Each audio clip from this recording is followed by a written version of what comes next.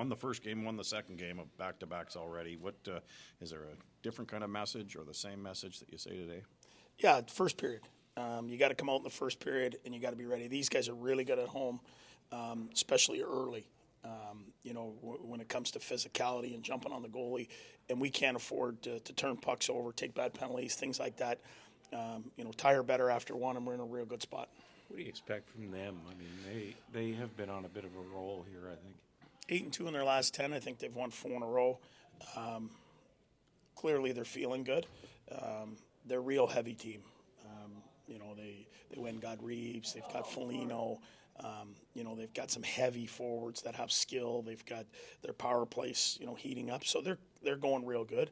We got to keep them off the goalie, and then and if they're going to be real heavy and forecheck like that, if they take penalties, we got to make sure we make them pay. Does it help though that you've played some Western Conference teams here though too, and when we were in Dallas, you were talking about you were impressed with how you were playing heavy hockey. Yeah, I mean, you got Dallas. Nashville's real heavy. These guys might be the heaviest of the crew. They got active D as well. So they pose a different issue, but it's like anything else. You got to get out there, get going in the first period. If you get feeling good, anything can happen. You recalled Saber, and I assume that was in case Watson was suspended? Yeah, it was more of a precautionary, to have that presence, but Waddy's good to go, so we'll stick with what we have. Okay. Coach, going to be important to be aggressive on the forecheck here today. What does it mean to have a guy like Tyler Mott back? Well, he can do things in all areas. He can play in his own zone as well. He can kill penalties. Obviously, gets a shorty for us yesterday. Who's going to forecheck better? Who's going to have the puck in the other team's O-zone longer? Those are all things that play into it. The longer you have it in the O-zone, the better chance you have the other team taking penalties. And then clearly, whoever's power play is going to be better tonight, and special teams usually wins. Can you create an edge in transition? We're going to have to really track hard. That's one thing yesterday. If I look at our game, our special teams win us the game.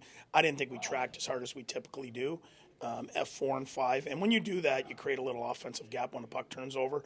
We're going to have to use the entire bench today, but we got some guys that can skate and skate all day, and we're going to have to lean on them. Do you expect any of those injured guys to maybe join you Tuesday in Winnipeg? At this point, no. If I get news that one of them, that'd be great. But we just got to keep doing what we're doing. Is Stutz skating though? Yeah, they're all skating, Okay. and we don't know who's going to be first to come back. But that's great. It creates real positive competition because at some point 3 guys are going to enter the lineup in the next possibly 2 to 3 weeks. And everyone wants to play and wants to be a part of this, and that's probably good competition, and that's probably why some of these guys are playing as hard as they are.